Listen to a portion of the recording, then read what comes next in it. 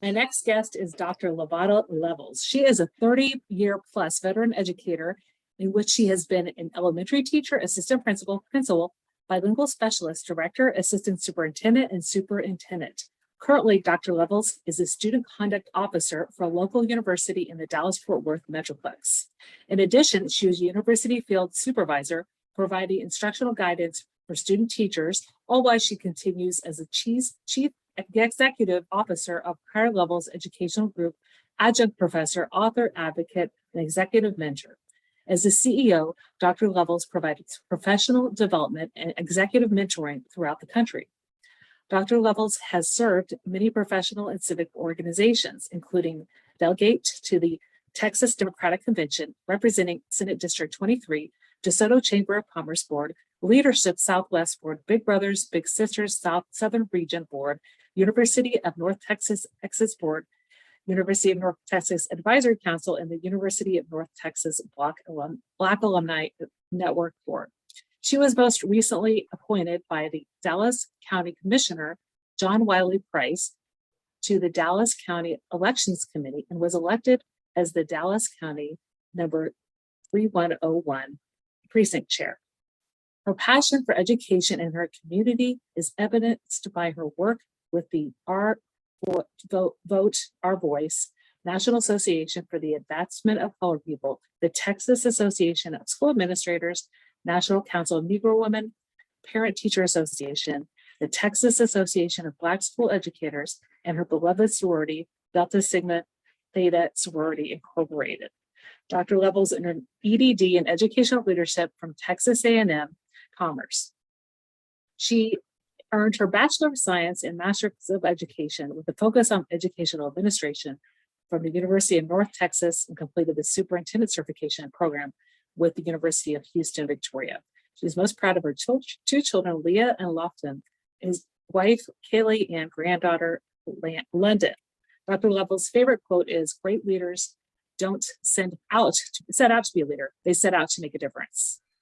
It's never about a role. It's about the goal." Welcome to the podcast, Levatta. Thank you. I'm glad to be here. Thank you for the invitation. Well, tell me about a time when you were in the trenches and managed to crawl out. Well, I've had, vast experiences. And so what I think I could probably share with listeners and viewers now would be a time when the school district had to make some serious financial decisions around positions. And it was a very trying time because when you're having to have budget cuts and staffing decisions, it was a very trying time. And I thought that we did a great job in that we allowed input from all stakeholders, from parents, from students, from staff members. And we really took the time to do an in-depth our current programs to make decisions on what was best serving our students and what was best serving our teachers and what type of supports did they need. And so ultimately, when we presented our budget reallocations for the next year, the parents were excited because they knew that we listened to them and we made decisions based upon their input, as well as our teachers. And we realigned some of the budget items so that we could provide more instruction. And so, and then there were some positions that were eliminated. But I think when we made that decision, we were so transparent about in the process. We had the feedback. And so while it was something in the trenches, we had to all just kind of decide. We knew it had to be done if we want to move forward. And so, but I'm very proud of how that process, how the process went and the eventual outcomes.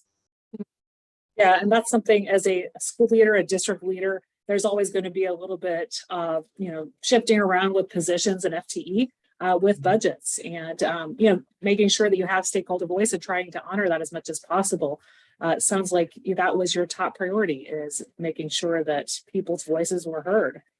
Let's talk a little bit about your company. So you're very involved in different organizations, but you are the CEO of Higher Levels Educational Group. So tell me a little bit about that. And you also have the power of kingdom mindset when it comes to helping leaders of faith, kind of embedded into what you do in your organization. Correct. Let's talk about higher levels education group. I actually started the company in 2006, and so my first contract was with the Texas Education Agency. So I was hired to mentor principals across the state of Texas, to provide them mentoring, leadership development, a lot of reflective practicing, modeling, and providing executive mentoring and coaching.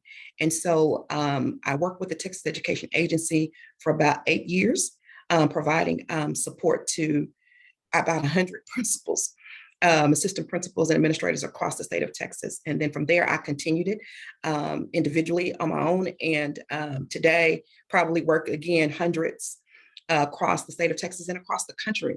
So my wheelhouse for educational mentoring and professional development, I work with several school districts in providing training on anything from scheduling. I work with secondary schools, middle schools, and high schools on scheduling. I've worked with at the district level, providing leadership training, work with cabinet level training, superintendent training. I've done executive mentoring with several superintendents. And a lot of times, executive mentoring, I do not see myself as any one above or anyone with more experience than anyone. We all can learn from each other. And so as an executive mentor, it is my role and my role to ensure that I provide you with additional thoughts and additional ideas and guidance and counseling.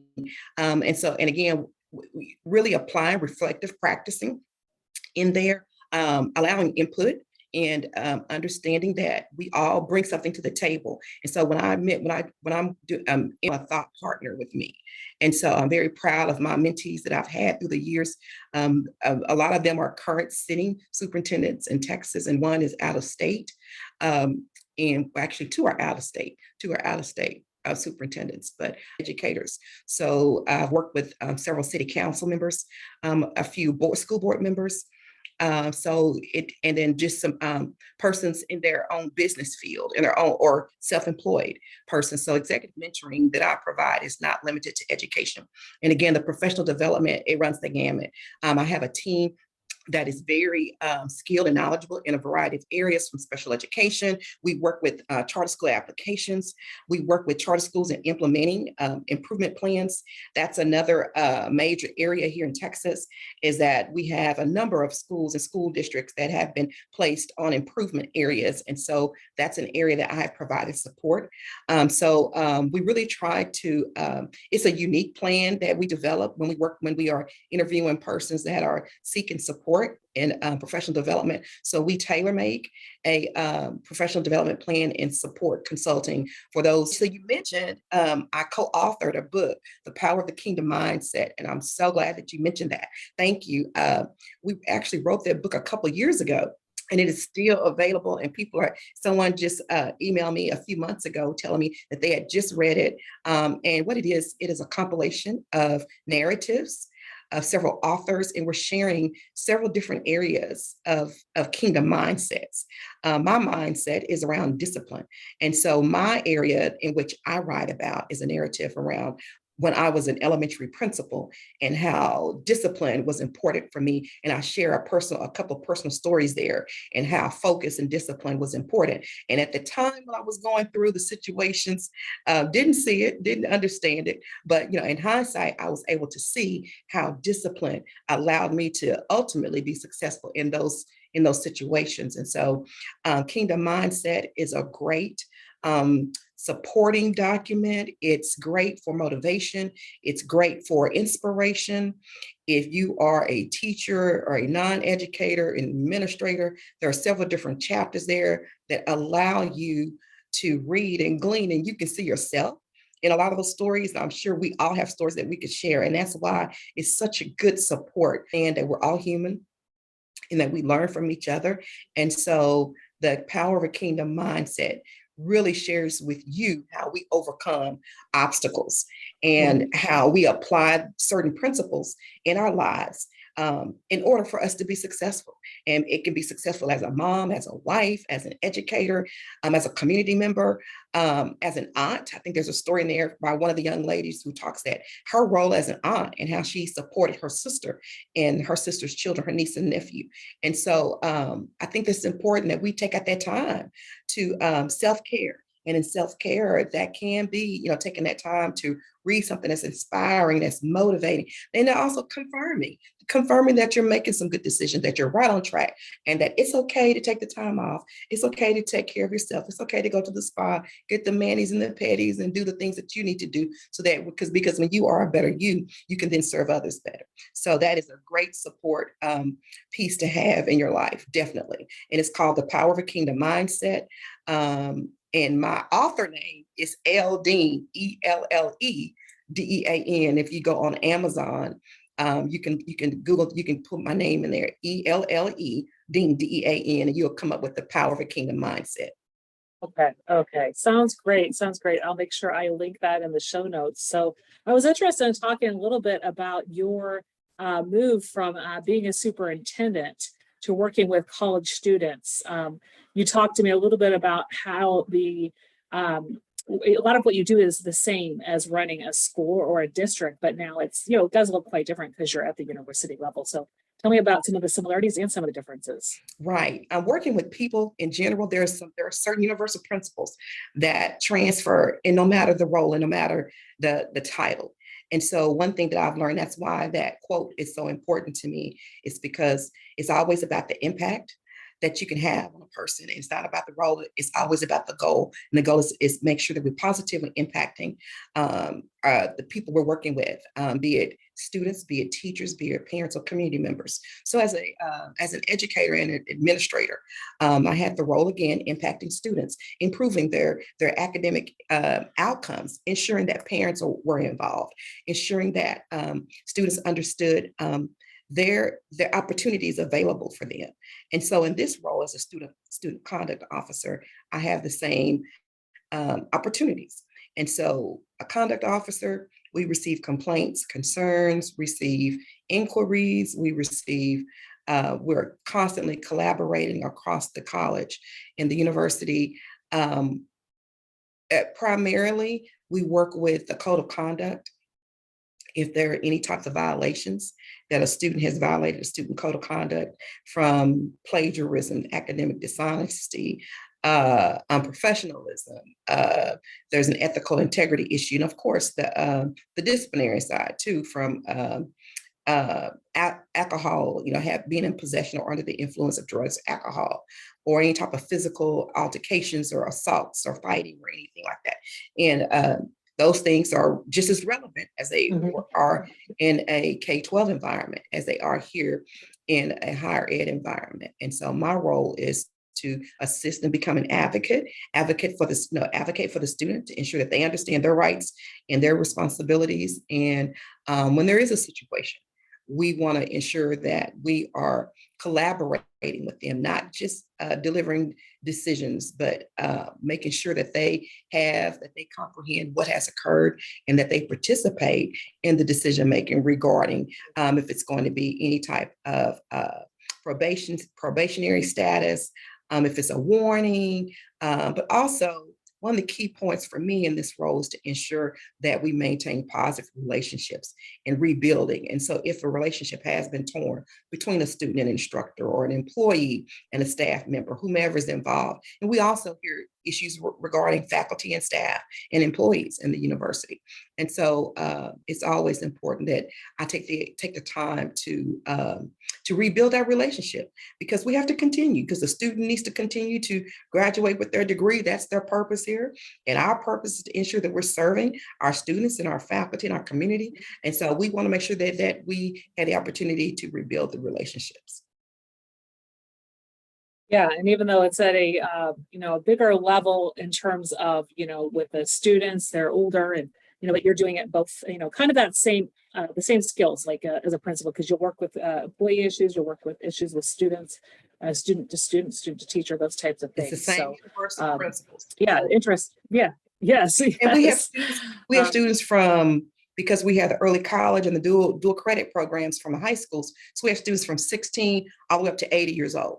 Okay. So the Wow. same universal principles. Yeah.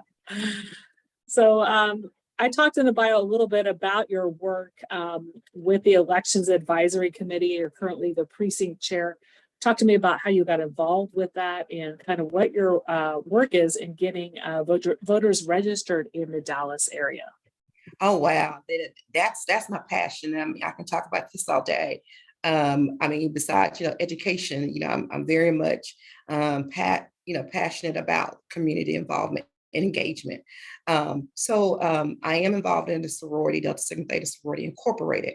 And we're based upon sisterhood, scholarship, and social action. We in service, those are 4 points that we ensure that we are doing on a regular basis. When we are looking at our work, our actions, our behaviors, our activities, we ensure that they are focusing in those areas. And because of that, I'm almost a 40-year member of the sorority. And so I've worked in a variety of committees and elected positions throughout these 40 years. But more recently, in the last 10 years, I've become very involved with voter registration and voter engagement. In the first few years, because I was still working in the K-12 environment, I really focused on high school student voter registration. And at the height of our voter registration in our community, we registered about 500 high school students. And so from that success, I then began working more in the community, out in the community, in those underserved areas. I am a product of Oak Cliff. So I'm an Oak Cliff girl. That is an urban neighborhood here in Dallas, Texas. And because I am an Oak Cliff girl, I went back to my roots to Oak Cliff, where my mom lives, to make sure that we were registering voters and making sure that we were getting those voters engaged, that they understood what was on the ballot. They understood how to get engaged. And they understood the platforms. They understood the policies. And so that's when I really became active in the Oak Cliff area, in the South Dallas area, about 10 years ago. So I've continued that. And because of that work, I became active with the Democratic Party, became a precinct chair, and then I've been, one of my roles in the K-12 environment for about 15 years, I was the representative. I conducted the school board elections. So I was the board elections officers for the school district. And so did that for about 15 years and was very connected to the elections administration here in Dallas County. And because of that, our county commissioner appointed me once I retired, and I could work on the other side. I could work in that capacity without having a conflict of interest as a member of the advisory committee, because once I was no longer with the K-12 school district, I became an election judge, because I understood, because I was conducting elections, I understood what was needed at those election sites, at the voter sites, at the vote centers. And so once I became an election judge for several years, the commissioner contacted me and asked me to please work on the advisory committee so that I could give some input on some decisions that were being made. Most recently, we looked at decreasing the number of voting centers throughout Dallas County. And just saying that just hurts my heart. I mean, because in my mind, we don't ever want to reduce voting centers. Yeah. We want to always increase. We want all the opportunities for our residents and our citizens to participate, in exercising their rights to vote. And so, but understanding budget cuts and what needed to be done, we were able to ultimately close. We closed a few centers, but in my area, my District 3, we did not close not one, because I was adamant we were not going to do that. And I could not, in good faith, allow that to happen to the citizens in District 3. And so while it was an arduous process, ultimately we were successful in maintaining the number of voting centers in District 3. So I'm very passionate, again, about voter engagement, voter participation, and voter registration. And so I continue to be in a season, and I work with a variety of organizations around that area, and even with the college. I do the same with voter registration and engagement. We're hosting several events. We have several events approaching in the next few weeks, bringing together aligned organizations, those organizations with common goals And they may have different groups, they may look different, but we have the common goal of ensuring that we have registration engagement throughout Dallas County. And so several organizations are going to be partnering and collaborating throughout the college, providing voter registration and a lot of engagement. So I'm excited about that. Mm-hmm, mm-hmm. And a lot of people know Dallas to be the blue in the middle of a red sea. Making sure people get registered, I know is important, but there also is probably a little bit of pushback to getting voters registered in, a metropolitan area that is in a blue state. How do you see that kind of shifting in the next couple of years? Is there like more pushback, or might it be easier to get people registered? There's still pushback. There's always pushback, but we've been very successful here in Dallas County to move toward a blue county. And even more exciting is that Fort Worth, which is Tarrant County, is now a purple county. So there's a high probability we could really get Fort Worth to become a blue county with more engagement and more registration, but also participation. We need people to show up on election day. Actually, we need people to show up during early voting. We find that those that successful and that they are elected to their positions, they win in early voting. And so we really have a lot of efforts toward getting citizens to not just register, but also to show up and vote and participate during early voting. And so, again, we've had some success in Dallas. Most of the leadership here in Dallas County are Democratic leaders, but that doesn't mean that we are not collaborating with all citizens. It's important that everyone has a voice here in Dallas, and so we continue to work and collaborate. And we go back and forth across the line, assisting one another in key areas when it comes to public schools, when it comes to budgets, when it comes to crime. So there are some common themes between amongst all of the groups here. And so we seem to work well in those areas. You all do mail-in ballots in Texas? Yes, very limited, very limited. In fact, our elections administrator was in Colorado for a while. We have a new elections administrator. He's been here 2 years now. And so he is really attempting to implement some best practices that he's worked previously in Colorado, California, and Florida. And so he has many years of successful experience. And so we are attempting to implement some things here in Dallas County, but we know that ultimately, in order for those things to be distributed across the state, it has to be done at the state level. And that's when Texas is very red. And so we've had several recent legislation that has really limited voting opportunities, from reducing the days, from reducing the times, again, decreasing locations, the amount of centers, also the ID requirements, and then also modifying the requirements for eligibility requirements for mail-in ballots. And so you have mail-in ballots and you have drive-up mail-in curbside voting as well. But the eligibility requirements are being challenged. Who can do that? Previously, it wasn't just over 65 or disabled or out of the country, or if you're not in your city, if you were ill, if you had a medical illness, then you could apply for a mail-in ballot. And now those things are being questioned and possibly recommending for changes. And so we know that during this next biennium, our state legislators will be reviewing some proposed legislation about increasing the challenges and the obstacles for mail-in voting and curbside voting. It continues here. Yeah, and we can it's strange for somebody from Colorado. Right. Well, and those are not, again, he's Dallas County.